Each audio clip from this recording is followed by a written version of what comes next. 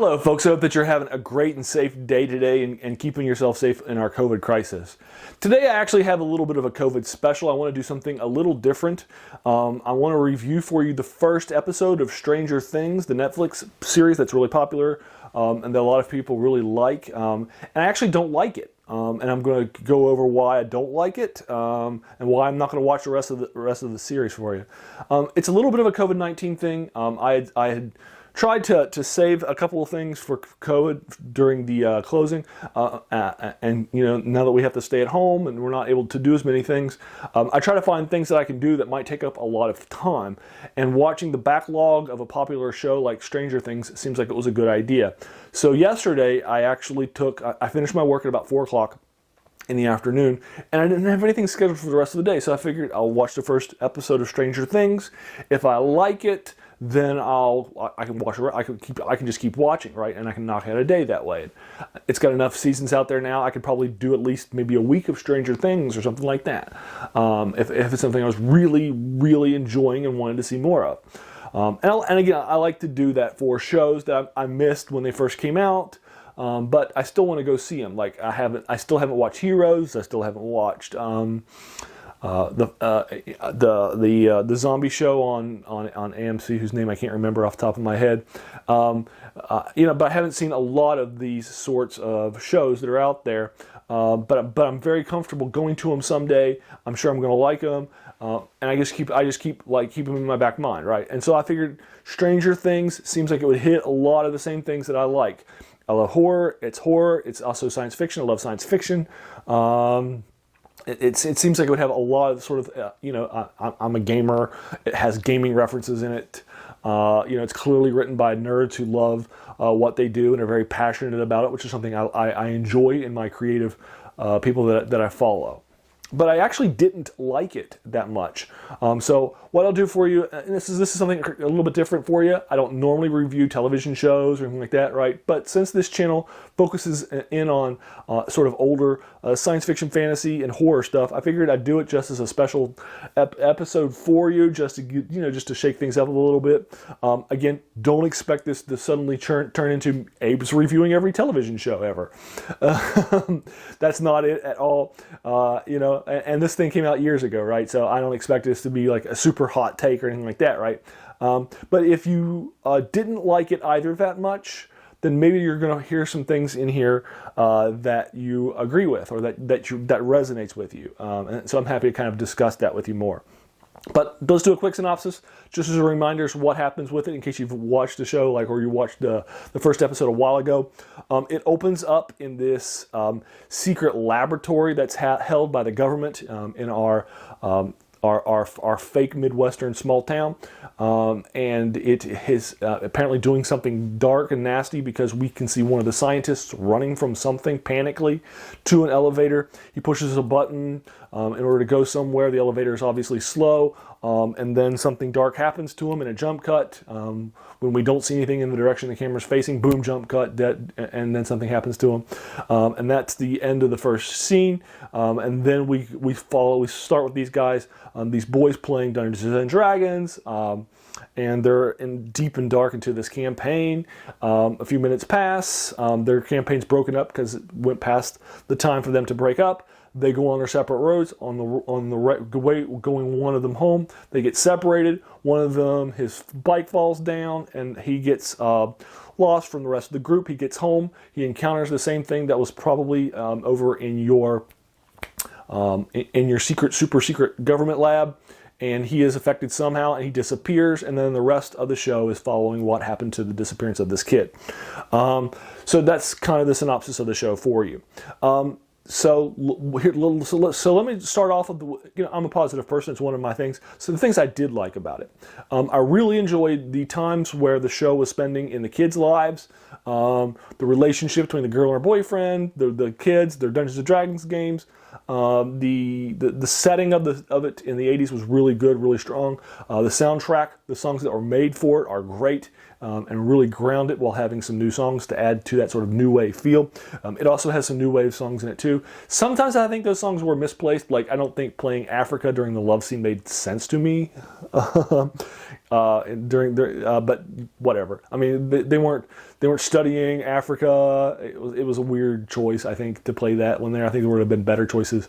Like she blinded me with science because she's the intelligent world or something like that might have made more. And they were at studying for a science test, maybe something more appropriate to what was actually happening in the scene. Where nothing was connected to that at all, and neither of them were black. But whatever.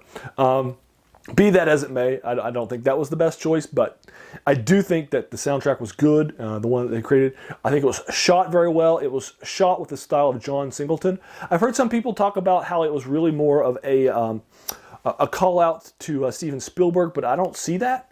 I do see the Steven Spielberg near the beginning of E.T. He has a scene set in Dungeons & Dragons 2 in his 80s classic. So they both had a Dungeons & Dragons scene. It also has the one shot of people riding bikes with lights at nighttime, and that's it. It didn't feel to me like it was a shot or intentionally an homage to to Spielberg. It did feel like a big shout out to John Singleton. It felt like John Singleton's The Thing, for example. It felt like a big shout out to that. And constantly had sort of cinematography, camera angles, that sort of mimicked John Singleton's style from the early 80s. So that to me was, I felt, the big sort of influence in it, and you can definitely see that. So there you are. Those are some of the good things I like about it. The cinematography was good. And I also really enjoyed the scenes with the kids interacting with the 80s in various ways. I like that. That was good. And so I enjoyed those things. So there you go. We'll start with the good. Now let's talk about the reason why I did not like it and why I'm not going to watch the rest of this show. I like horror. It's my favorite trope when it comes to literature, and I enjoy well-done horror movies, television shows, and that sort of thing in the visual media too. I really enjoy horror. It's one of my favorite tropes. The problem with horror in modern visual story media tellings is that many horror properties, and obviously this is the same thing, do things in sort of a traditional progression, expected tropes, things are going to happen, and nothing, and many horror stuff that are out there from movies to shows to video games don't change the tropes. They're just going to follow the patterns, they're just going to follow the step. And unfortunately, the first episode of Stranger Things did not challenge the sort of preconceptions of what horror would be, those conventions. It didn't play against them. It didn't even hand wave them and say, hey, we know this is a trope or a convention, but we're going to do it anyway because of the reasons X, Y, and Z. It just did them, walked right on into them. And I'll give you an example. I gave you the opening scene in detail because that's the scene I'm going to break down for you. Again, in the opening scene, we are starting, and this is our first scene of the show. Right, and this is exactly what you would see out of a trope-laden horror movie that doesn't do anything to add to the genre and isn't building horror in a good sort of environmental way, right?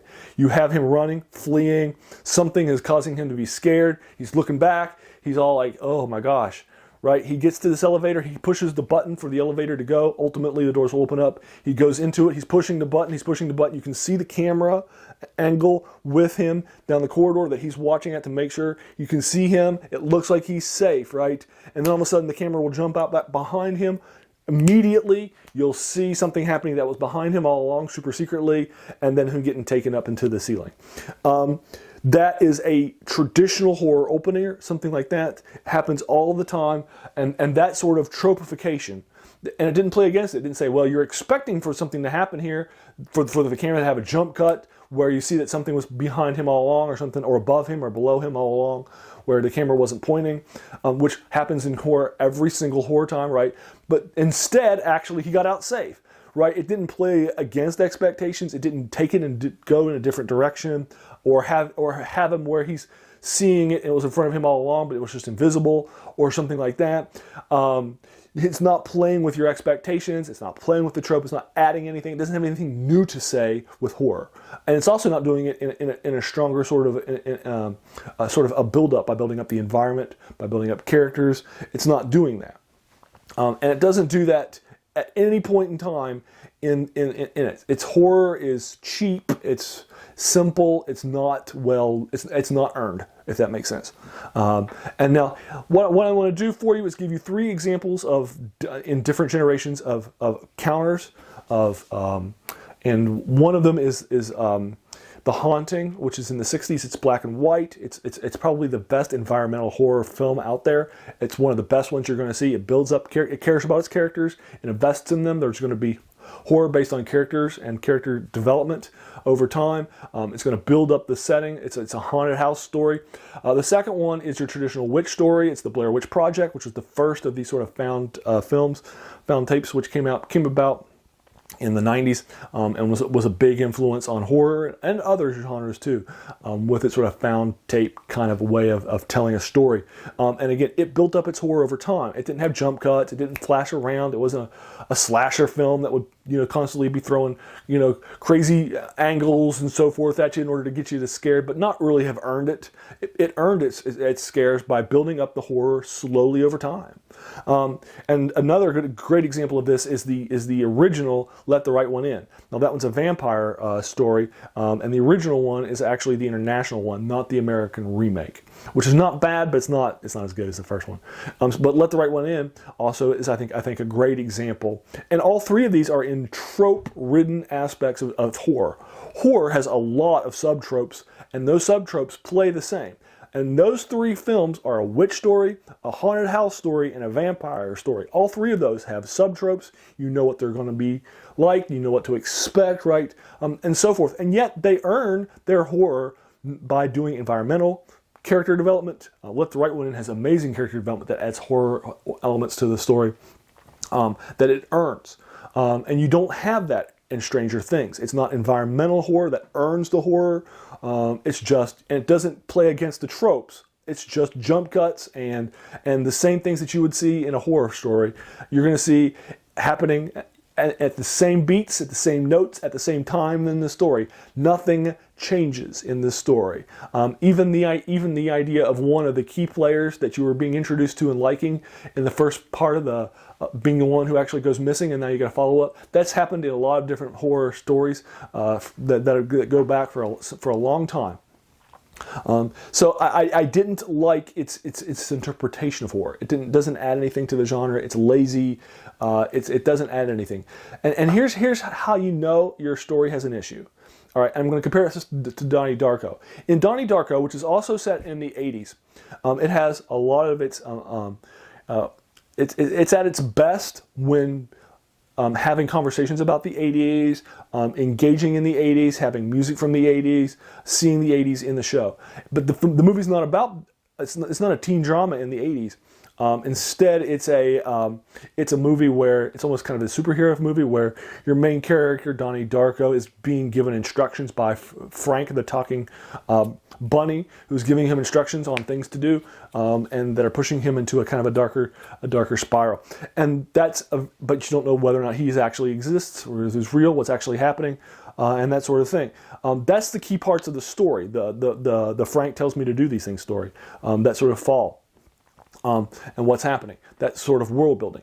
And sometimes that world building isn't paced well, it's not being done as well as it could be, and to be fair, that's also the director Richard Kelly's first film.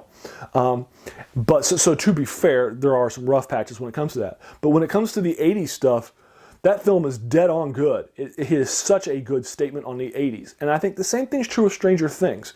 I enjoyed the aspects of the 80s a lot more than I enjoyed the parts of the thing that you want me to care about. The character development, the horror, the environment, and so forth. And I didn't care for that. And you don't want me to care about the peripheral stuff more. And I was just, I gotta be honest with you, the first 10 minutes I was like, this is awesome. The next 10 minutes I was like, it's all right, let's continue to follow it. And then for the last 20 minutes I was just looking at my clock saying, when is this thing end? Is this thing never going to end? It just did not, and it has actors in it I love. Winona Ryder's, I love her so much. I love everything that she's in. I even have a copy of her How to Make an American Quilt, which is a girl film. It's not even meant for me as a guy, but I love her in it, and I love that film. So I love her as an actress. So I'm very happy to see her in this. And I'm glad that I saw it, because now I can say I saw the first episode, and why I didn't continue to watch the series. I can speak from that, from reason and so forth. But again, it feels like high crimes and misdemeanors. This is a popular horror genre. It's my favorite genre. How can I not but again, it just does not have what I'm looking for from my horror. It doesn't do anything. It's just another trope-ridden show that doesn't add anything to the genre, that has anything new to say. It doesn't even take the expectations and subvert them in any ways, shapes, or forms. Now, to be fair, I've only seen the first episode. It's very possible the show gets better. It builds up environments. It'll build up horror with its character development. It'll build up the environments and have a more environmental, slower, or an earned horror rather than the quick little jump cuts and scare little camera angles that pop up immediately from a completely different angle to show you where it was all along, where both me and the camera and that person was looking. That sort of thing, right? And so that's sort of tropes and ways of telling a horror story, which aren't being challenged in this at all. Maybe they are later on. Maybe episode 2, episode 7, whatever. Season 2, they start doing those sorts of things. It's very possible that they will evolve their brand of storytelling. It's very possible. So I do want to be fair and say it's just the first episode of season 1. It could get a lot better from there. But based on how many people love this property, I got to think that this might be the high watermark early on, right? And I'm comparing it to season premieres, like in my mind, of other shows that were on Netflix. Like, for example, Jessica Jones. Her premiere was amazing. Her season 1 premiere, oh my gosh, that was amazing. And if you get somebody to watch the first episode of your show, you're typically going to put enough stuff into that makes the person want to come back and keep watching it. Because if I've already invested 45 minutes of my life into your show on Netflix, right? And I've already booked the rest of my day to watch the show in case I liked it, right? You're going to think you're going to be really upset to find out that I didn't continue to watch it, right? But I did want to leave that out there for you. I did want to give you my review and synopsis of the episode. So what do you think? Do you agree or disagree with anything in here? Was there anything in here that resonated with you? Anything that I didn't review that you want to talk about with it? I'd be happy to talk with you about it more in the comments below. I want to thank you for taking some time out of your day. We all have so many things happening. So the fact that you spent your time with me watching this video is really humbling. And finally, if you watch this video, please feel free to hit that subscribe button because there's going to be so many more of these reviews to follow. And while this one was a one-of, we'll be getting back to my reviews of the written work here in just a little bit. And once again, you have a great day.